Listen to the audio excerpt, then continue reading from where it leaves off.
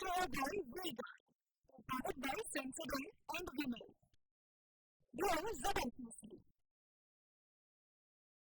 Associate sponsor UltraTech cement. વરસાદના તોફાની round માટે ગુજરાતવાસીઓ તૈયાર થઈ જાઓ. તોફાની વરસાદના રાઉન્ડની પરેશ ગોસ્વામીએ આગાહી કરી છે. આજથી 16 મે સુધી વરસાદ પડે તેવી શક્યતા વ્યક્ત કરી છે. 1 થી 1.5 ઇંચ જેટલો વરસાદ પડી શકે છે. વરસાદી સિસ્ટમ સક્રિય થતાં વધુ એક માવઠાના એંધાણ છે. વરસાદી સિસ્ટમને મળી રહ્યો છે અરબી સમુદ્રમાંથી ભેજ.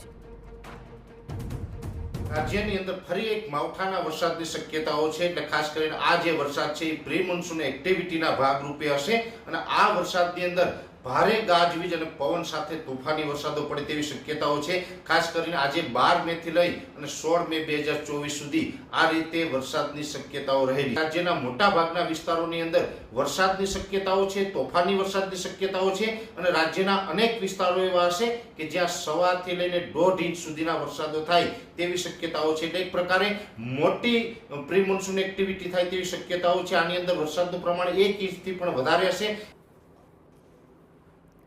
તો આ તરફ ગુજરાતના ખેડૂતો માટે સૌથી સારા સમાચાર સામે આવ્યા છે. નૈઋત્યના ચોમાસાને લઈ પરેશ ગોસ્વામીનું મોટું અનુમાન છે. નૈઋત્યનું ચોમાસું નજીક આવી રહ્યું છે. ભારતની આસપાસના ટાપુ પર ચોમાસાને લઈ અનુકૂળ પરિસ્થિતિ સર્જાઈ છે. 12 થી 13 દિવસમાં ભારતના આજુબાજુના ટાપુ પર ચોમાસું બેસી શકે છે. દક્ષિણ ભારતમાં પણ ચોમાસાને લઈ સ્થિતિ અનુકૂળ.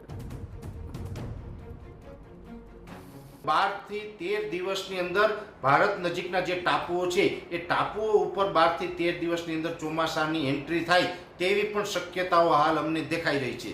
કેમ કે દક્ષિણનું હવામાન છે એ તમામ દ્રષ્ટિએ જોવા જાય તો ચોમાસા માટે અત્યારે ફેવરેબલ બની ગયું છે.